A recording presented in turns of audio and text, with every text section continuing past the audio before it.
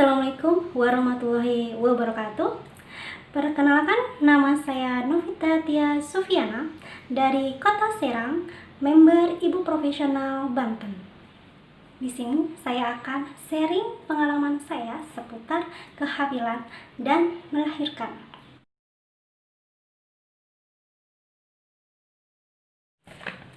Saya menikah pada tanggal 19 Desember 2014. Seperti kebanyakan orang, setelah menikah pasti ingin secepatnya untuk mendapatkan momongan. Tapi saya harus menunggu 1,5 tahun untuk merasakan kehamilan untuk pertama kalinya. Setelah 1 tahun menikah, tapi belum ada tanda-tanda kehamilan pada diri saya merasa cemas dong ya tentunya. Ada masalah apa sih pada diri saya dan dengan suami?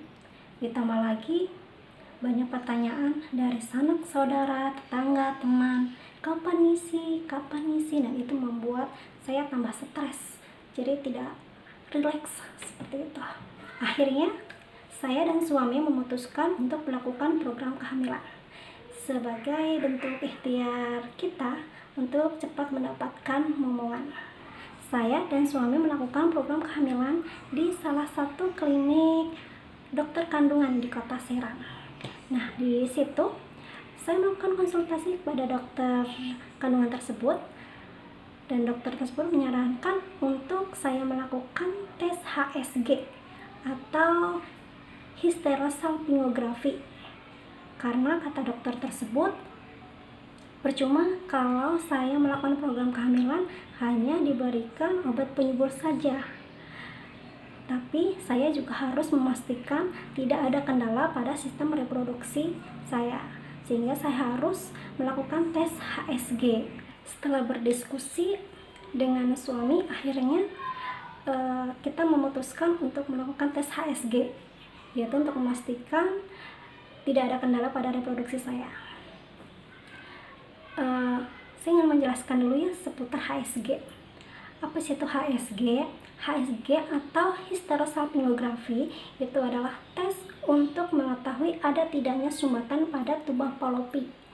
Tuba falopi itu adalah saluran di mana tempat bertemunya sel ovum dan sel sperma untuk melakukan pembuahan atau fertilisasi. Itu untuk penjelasan secara biologinya ya. Nah, setelah melakukan tes HSG, alhamdulillah hasil HSG tersebut yaitu paten. Tuba falopi yang saya miliki itu adalah paten, atau artinya tidak ada sumbatan pada tuba falopi, yang artinya sistem reproduksi yang saya miliki normal, sehingga tidak ada kendala lagi untuk melanjutkan program kehamilan selanjutnya.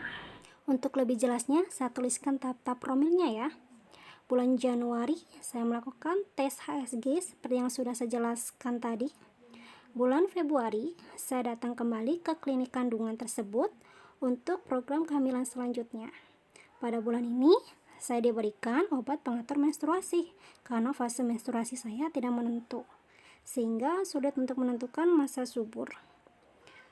Bulan Maret saya dan suami ingin mencoba periksa ke rumah sakit lain, dan di situ saya direkomendasikan oleh dokter kandungan untuk melakukan tes sperma pada suami, dan suami pun bersedia untuk melakukan tes tersebut.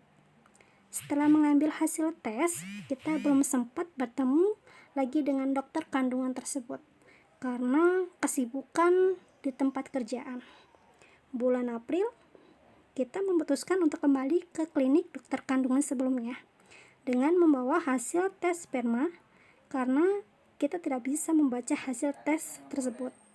Hasil tes tersebut menunjukkan bahwa sperma suami jenis Asthenozoospermia, yang artinya jenis sperma yang malas bergerak.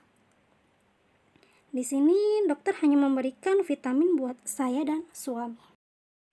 Pada bulan Mei dan Juni kita memutuskan untuk promil sendiri. Kita melakukan promil dengan makan makanan yang mengandung asam folat dan protein yang tinggi, seperti alpukat yang banyak mengandung asam folat, baik untuk kesuburan yang bagus dikonsumsi oleh saya. Ikan salmon, berdasarkan informasi di Google, Ikan salmon dapat mempercepat pergerakan sperma dan baik buat tubuh, yang bagus dikonsumsi oleh suami. Dan kurma muda yang bagus buat kesuburan saya dan suami. Dan selain itu, yang tak kalah penting, saya perbanyak doa dan pasrah kepada Allah yang Maha Segalanya.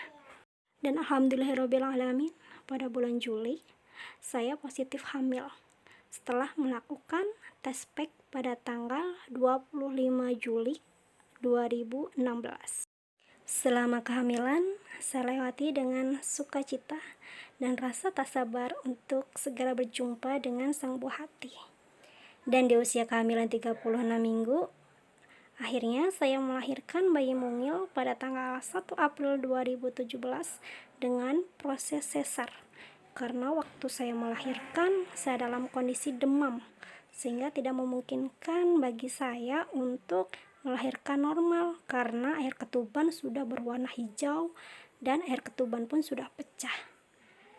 Gak apa-apa, walaupun dengan sesar, yang penting saya dan anak saya sehat walafiat. Itulah tadi sedikit sharing pengalaman saya seputar kehamilan dan melahirkan. Semoga bermanfaat. Jika ada yang salah itu datangnya dari saya, jika ada yang benar itu datangnya dari Allah Subhanahu wa Ta'ala. Sekian dari saya. Wassalamualaikum warahmatullahi wabarakatuh.